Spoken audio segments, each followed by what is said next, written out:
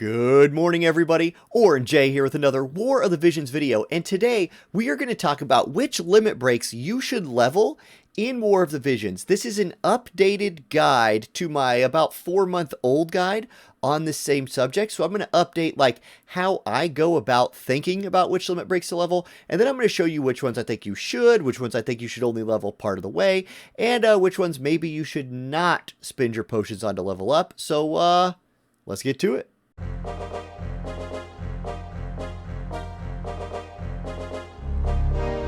Okay, before we get into the video, little housekeeping, pay the bills a bit. If you need to buy some Visior, please consider using my Amazon coin affiliate link located down in the description.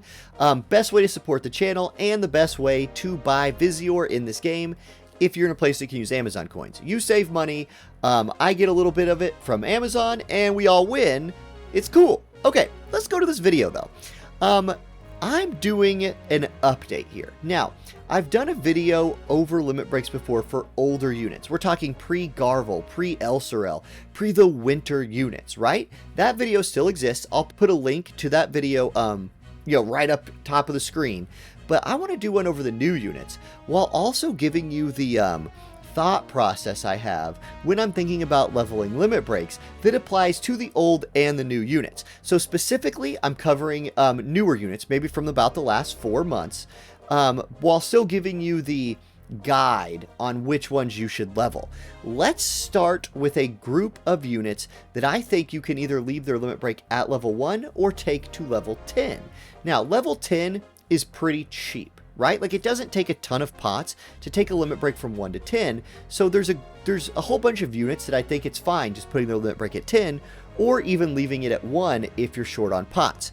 aipOQ has always been the unit I've used as an example here. I know she's an old unit, but I still just think she's the greatest example of this. Her limit break is character defining, right? It's an instant big AoE heal that is awesome, right? It dispels stop, heals everybody. Great, and you're like, why wouldn't I level this? It's all about the scaling when you're thinking about spending your pots to level limit breaks. The HP healed only goes from 280x to 310x as you take it from level 1 to 20. That's a terrible return on investment. Terrible. A 280% heal is just fine at level 1. The stop resistance also does increase, but like, it already dispels stop, and I don't know that stop resistance is really worth dumping pots into. Maybe take this one to level 10, sit there with it, and just be happy you're getting a big heal that dispels stop, and boom, aipOQ still does aipOQ things. Great. Now, for newer units that fit into this category for me, I have a couple. Dwayne is somebody whose limit break I wouldn't recommend taking past 10. The only thing that scales in Dwayne's limit break is the damage, and while that's nice, the 58 AP cost is really limiting for him, and he's going to need bells to use it. I just think he has too many other good abilities to dump all your points into his limit break, dump all your pots into his limit break, when you'd really rather him be like disabling people and things like that. Halloween Little Leela, another unit that I don't think's limit break is really worth leveling. It's really good at like dispelling buffs, dispelling haste, and it does those things regardless if it's level 1 or 20. The only thing that you get more of is damage, and that's fine, so maybe take this to level 10. It scales from 165 to 200, so maybe just hit that right in the middle. Be happy with getting a little bit more damage for a cheap investment, and you feel good. So those characters are the ones that I don't recommend taking past level 10. Personally, right? Now, maybe you just love using Dwayne's limit break because you only put bells on Dwayne. Cool. All right, play the game how you want. I'm just telling you how I think about it. Now, my next group of units is the group that I'm going to call the level 15 group, where you're getting some more value out of their limit break, but not enough to chase those last 5 levels with your pots. Because the thing about those last 5 levels, from 15 to 20, it takes so much experience to get those last 5 levels, and unless you're getting like massive return, like 2 or 3 things that scale, it's tough to justify spending the pots on that. So in this group are units like Yuna for me. Now, Yuna's limit break is awesome. Remember, I'm not talking about how good or bad the limit break is here. I love Yuna's limit break. It does 100% hit, does big damage, and cool, but the damage is the only thing that scales with levels, right? It's still 100% hit at level 1 or 20. I recommend only taking this to about level 15, maybe even stopping at level 10 if you're really strapped for potions.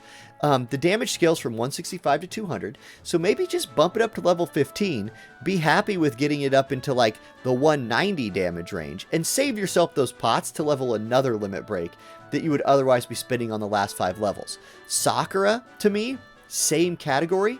Her limit break is it's like one of her character defining moves. Massive AoE, multi-hit limit break, gives 35 times Dart Killer, but it gives 35 times Dart Killer at level 1 or level 20. So you don't really need to level it to get that benefit. The damage, again, the only thing that scales. So probably take this to about 15 and then just call it good, right?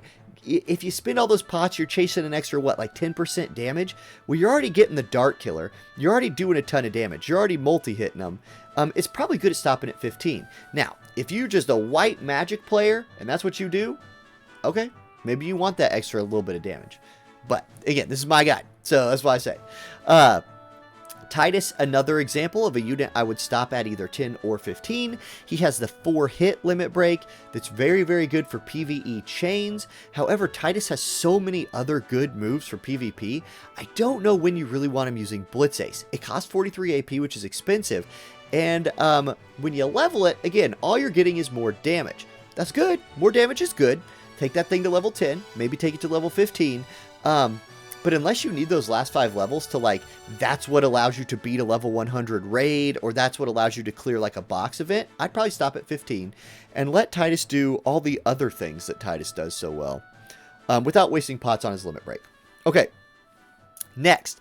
The next group of units is one that I would say, if your account really loves these units and you love to use them, I think their limit breaks are worth taking to 20 or considering taking to 20.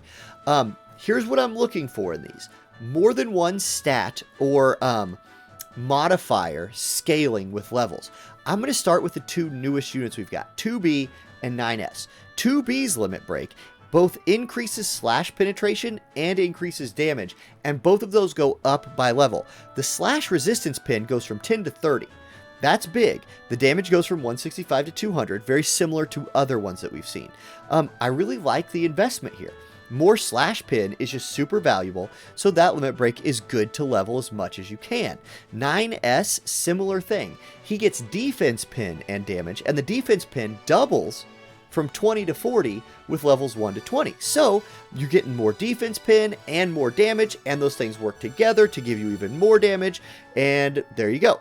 Better return on investment than the other limit breaks we've talked about so far. Auronnj, exactly the same scaling.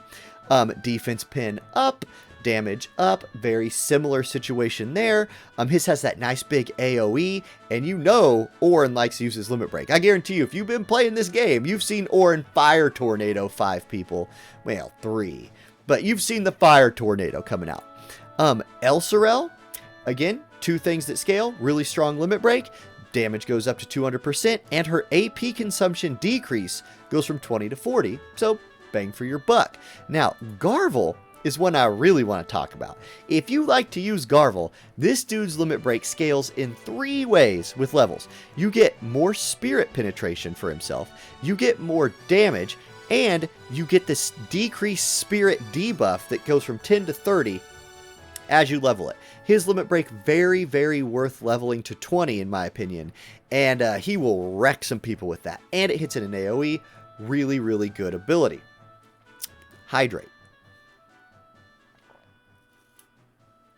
There we go. Let's see if I remember to edit that out. I might not. Okay, next up, I want to talk about the winter units. I actually think that the winter units in general are worth leveling their limit breaks because they all scale in at least more than one way.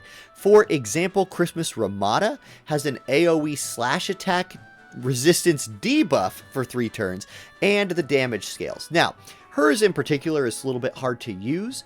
It costs 63 AP, which is insane, but it's equivalent to a Kotetsu from Gilgamesh with that slash resistance debuff, and it's really good. Now, maybe hers is the worst example of the 3, but if you take like Winter Victora, she gets the more damage up, right? This is, Bow Victora, the UR version, And she gets a 67% chance to inflict blind, and the reduced accuracy on the blind scales from 20 to 50%. A 50% accuracy debuff is massive in PvP.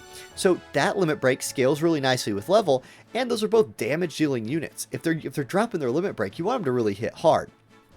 Winter Venera, the snowball throw, decrease earth resist, that scales with levels, and the damage scales with levels. So with these units, right, if you're using them a lot in PvP, I think their limit breaks are worth leveling as much as you can, because you're getting that better return on your investment. Are you kind of seeing like my thought process here?